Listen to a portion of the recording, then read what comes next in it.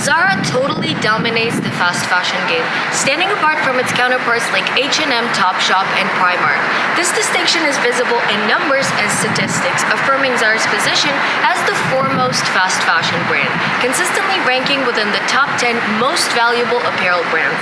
Surpassing competitors in earnings with H&M at 22 billion, Primark at 9 billion, and Gap at 17 billion, Zara leads the pack with 24 billion, an impressive feat considering its relative use compared to its peers.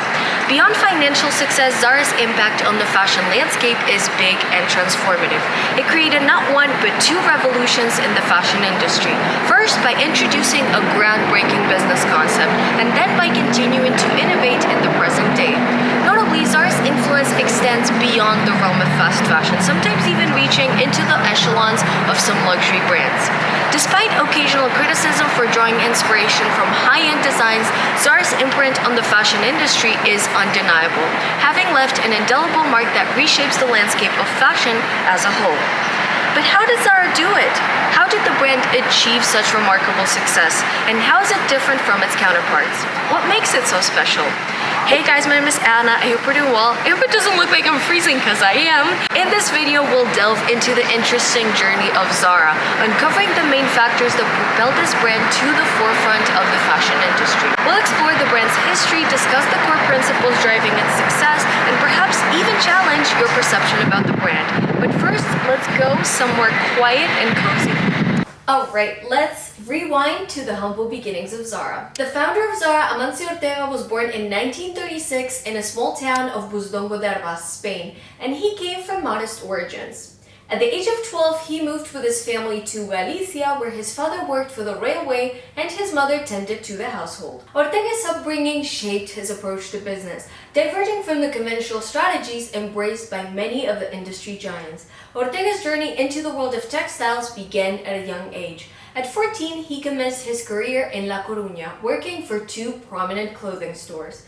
It was here that he got his skills and developed a keen eye for the intricacies of the fashion trade. By the age of 18, Ortega had met his future wife, Rosalía Mera, marking the beginning of a partnership that would influence his business journey. In 1963, Amancio Ortega, along with his older brother and wife, established Confecciones Goa. Initially specializing in the production of bathrobes, the company experienced steady growth throughout the decade, expanding its reach across various European markets. This brand operated as both a manufacturer and a distributor, forging direct relationship with brands and not customers directly, not yet. But in 1975, the Ortegas found themselves with excess inventory when their usual buyer didn't take everything off their hands. To avoid losses, they decided to take matters into their hands and open a store to sell directly to customers. Thus, the first Zara store emerged in La Coruña.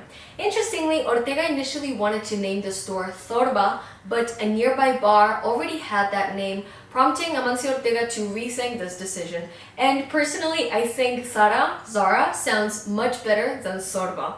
Ortega really wanted to fill a niche untouched by other brands. To grasp this concept fully, let's rewind and briefly trace the evolution of fashion. Back in the day, fashion and style was the domain of the elite, while everyday people made their own clothes. Then came the Industrial Revolution, introducing sewing machines and textile factories, democratizing access to clothing. However, there was still a big division. The elite sported couture clothes, while the masses wore factory-made clothes. Fashion, as a form of self-expression, was synonymous with elitism. Slowly but surely, the landscape started to shift. Couturiers introduced ready-to-wear lines, broadening fashion's reach, though still at a very high price. The 1960s marked a period of significant change that was characterized by a surge in fashion's popularity, and it was mainly fueled by cinema, magazines, and pop culture, inspiring many people to emulate their favorite star's style. Clothing ceased to be purely functional. It became a means of self-expression. Mass-market retailers began to emerge, with H&M leading the charge in 1947, followed by Topshop in 1964, Primark in 1969, and finally Zara in 1975. Now you may wonder, with so many players in the game, what niche did Amancio Ortega envision for Zara? The market was in need for something different, a touch of individuality, a dash of style and versatility. Yet the mass market retailers seemed to be falling short, with their offerings being very basic and lacking the diversity that customers craved in clothing. While some brands leaned towards formal wear, others towards casualness, and some ventured into sportswear, the overall vibe fell flat, and it felt quite monotonous. Amancio Ortega recognized the demand for stylish yet accessible clothing, a demand that remained unfulfilled by the current market offerings. Before Zara, the textile industry operated on a very slow timeline, with 6 months passing from the moment the clothes were designed to the moment they hit the shelves. This pace was standard practice even in luxury circles, but Ortega had a very different vision. He made speed Zara's secret weapon. Revolutionizing every stage of production from conception to sale, Ortega compressed the timeline from half a year to a mere 10 to 15 days. But why the rush? It is to stay ahead of the curve, to respond swiftly to shifts in fashion, society, and pop culture. Zara wasn't just a brand, it was a pioneer, blazing the trail as the first fast fashion phenomenon. The term fast fashion first appeared in a 1992 New York Times article, coinciding with Zara's entry into the American market. From there, the concept spread rapidly, shaping the industry's language and solidifying Zara's position at the forefront. Today, the concept remains as relevant as ever and is used all over social media. But how did Amancio Ortega manage to shorten the production time?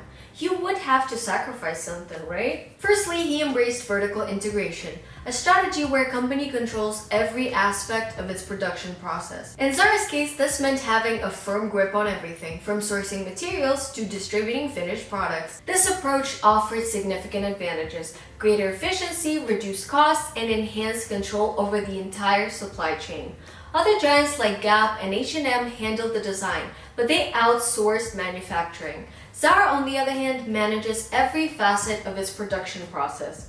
Inditex, short for Industria de Diseño Textil, was established as the umbrella company under which Zara and other future brands would operate. This setup enabled Zara to efficiently manage its operation, maintaining tight control over quality and timelines. Zara's production facilities are located in Spain, Morocco, and Portugal, with the majority outright owned by the brand. However, only half of Zara's inventory is crafted at these Zara-owned factories. The rest comes from outsourcing partners in countries like China, Bangladesh, and Vietnam. But why the split? Booking factories in advance carries risks. Brands must predict trends far ahead, and if these predictions miss the mark, it results in unsold inventory and financial losses. To mitigate this, Zara only produces its basics at these factories in advance, ensuring a steady supply of staple items like shirts and pants. Meanwhile, the trendiest pieces are manufactured close to home, allowing for a rapid turnaround of just 2 weeks from design to shelf. By owning their factories, Zara dodges the need for advanced production, giving them the flexibility to adapt quickly to changing tastes and trends. It's a well-tuned system that keeps Zara ahead of the curve without compromising on quality.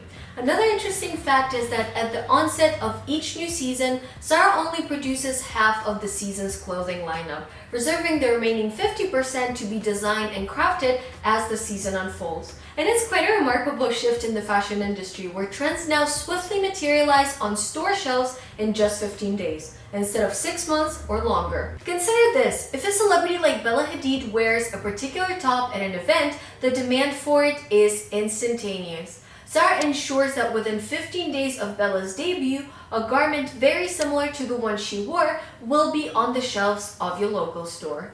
But none of this would be possible without Zara's team of designers. With approximately 300 creative minds on board, the design process runs smoothly.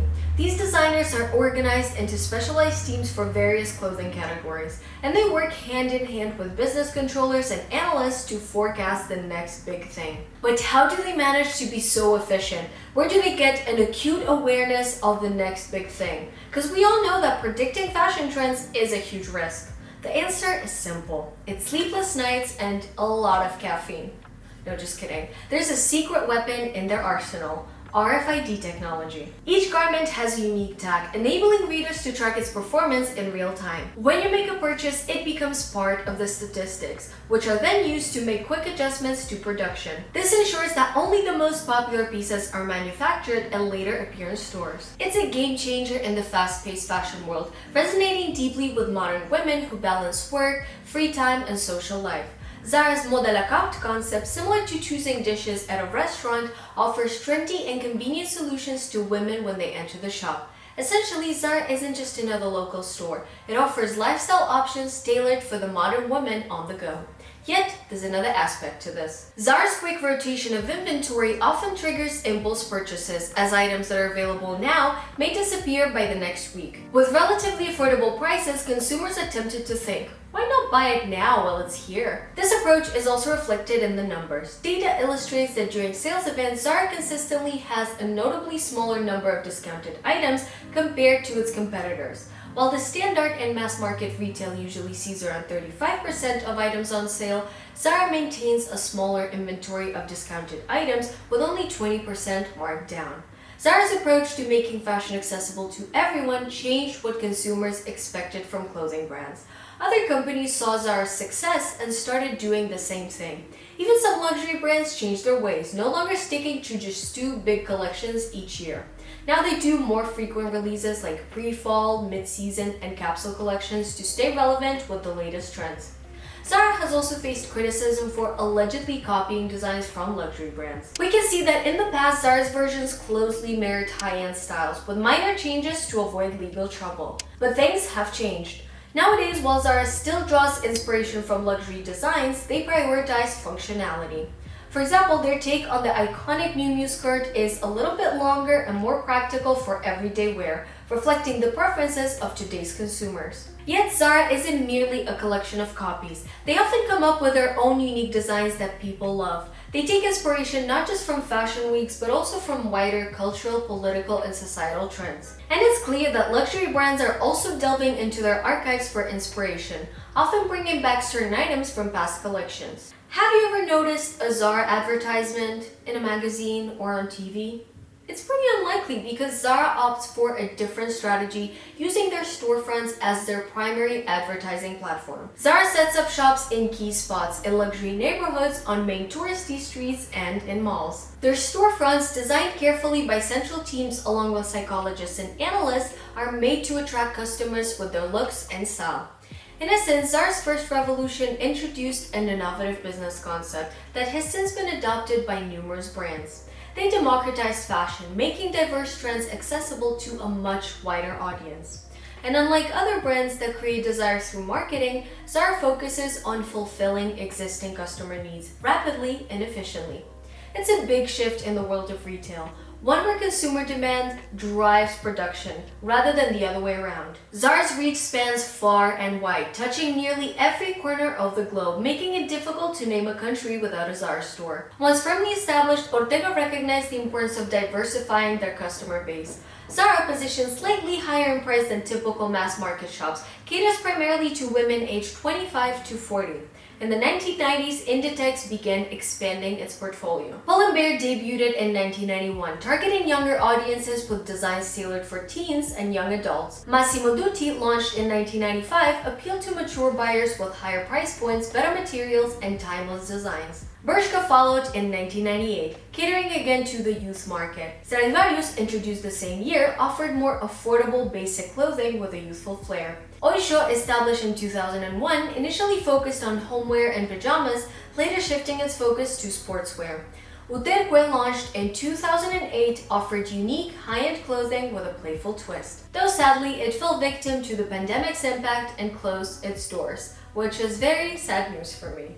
By the way, if you guys enjoy this type of content, consider supporting my channel by subscribing and engaging with my videos. Liking them, sharing them with your friends who are also interested in fashion, it would mean the world to me. In 2003, Zara Home made its debut, focusing on furniture and home goods. What sets it apart is its exclusive use of the Zara name, unlike previous brands under the Inditex umbrella, which had their own distinct identities. This strategic decision, according to market experts, mitigated the risk of brand failure. By keeping each brand separate, a setback for one wouldn't tarnish the reputation of the others, preserving Zara's image of success and quality. All these brands have one thing in common: prioritizing the customer and their needs. As the early 21st century unfolded, Zara began to stand out among other mass-market giants. This shift was partly fueled by influential figures in the fashion world embracing the brand. From Queen Latifah to Kate Middleton and Beyoncé, Zara's clothing became a favorite among prominent figures. While some might see these endorsements as PR tactics to humanize royalty, there's no denying the appeal of Zara's stylish offerings. Kate Middleton, in particular, effortlessly showcases the brand's elegance and chic style. Additionally, the rise of social media has further boosted Zara's popularity. Hauls and try-on videos are now widespread on Instagram and TikTok, solidifying Zara's status as a fashion favorite. As influencer culture grew and became a legitimate profession, luxury brands started working with influencers, shifting the focus of the influencers from budget-friendly options to high-end fashion. This change not only increased the status of luxury brands, but also made them more desirable to the middle class. Suddenly, owning something with a famous designer's name became a sought-after goal. The rise of online markets like ASOS and Shein changed things up too. They used to take a backseat, but now online stores became big players, challenging traditional stores like Zara. So how does Zara adapt to these changes? Well, they stay true to their philosophy by shifting gears to meet what customers want and get creative. When data shows people are into luxury, Zara suddenly changes things up. You've probably noticed that many Zara stores have had a makeover and they become more sleek and minimalist. Walking into a Zara store, unless it's during Black Friday, on a regular day, it feels quite calm and classy. Everything is carefully arranged, giving off a luxury vibe with its simple yet stylish design. At the same time, Zara is focusing on enhancing their online store. Compared to Shein or ASOS, their website exudes luxury, featuring stunning photos of their products styled in fashionable outfits by a team of exceptionally talented stylists. They encourage you to purchase entire outfits, not just individual items. The online shopping experience is elevated with high fashion photo shoots. The pose like a Zara model phenomenon has become a viral meme, inspiring social media challenges where people mimic Zara's signature poses. Initially hesitant about collaborations, Zara now embraces them to make their collections more interesting. One notable collaboration is Zara Studio, which offers premium clothing twice a year. These captivating and stylish campaigns showcase top photographers and models, exuding exclusivity and sophistication. Collaborations with industry icons like Steven Meisel and Fabian Baron, who redesigned Zara's logo, along with top models such as Kate Moss, Irina Shayk, and Gigi Hadid, establish a new standard for mass market production. In 2021, Zara ventured into the realm of beauty, unveiling their makeup collection and partnering with Jo Malone for fragrances. This expansion into cosmetics further reinforces Zara's mission to infuse mass-market offerings with a touch of luxury, setting them apart from competitors in the industry. Zara's brand philosophy centers on putting their clients' needs first. And while we cannot classify Zara as luxury by any means, their approach gives off that impression, offering an affordable luxury experience that makes high fashion accessible to the middle class. In doing so, they've met a growing demand for luxury among a much broader demographic. Now, let's delve into some more controversial topics which I've reserved for the end of this video. It's no secret that mass market brands often struggle to deliver top-tier quality. Historically, the demand for affordability has overshadowed concerns for quality. And despite some major technological and material advancements like the availability of quality 100% cotton jeans, mass market brands are still limited by price. This means they cannot match the quality of higher-end brands. While some brands like Uniqlo may offer better quality, they often focus more on basic items, lacking the variety and trendiness found at Zara. Many brands are starting to incorporate eco-friendly initiatives into their collections. However, there's still a problem with greenwashing, where brands claim to be eco-friendly without really proving it. And fashion by its nature isn't eco-friendly, as making clothes consumes natural resources. Mass market brands also face some ethical issues, although there are more regulations in place now. Zara's smart tactic of designing only half of their seasonal clothes helps reduce leftover stock, which was a big help during the quarantine. So Zara came out stronger than many other brands with less unsold things. And as consumers, it's important to understand that we have significant influence through our conscious purchasing decisions. Because at the end of the day, we're the ones deciding if we want to go thrifting, shopping at mass market, or buying luxury. There's always an option to strike a balance. By opting for higher quality items from everyday staples and indulging in trendier pieces from mass market stores, we achieve a balance between durability and style longevity. Embracing this approach, similar to the Scandinavian fashion philosophy, which I've discussed in another video, which you can check out here, it ensures that our wardrobe investments stand the test of time. In essence, Zara's dedication to placing their clients at the forefront of their business has been key to its extraordinary success. So what are your thoughts on Zara? Has your opinion changed after watching this video? Share your thoughts in the comments down below and let's have a meaningful discussion. Thank you guys so much for watching this video. I hope you liked it. Stay tuned for the next one and I love you. Bye bye.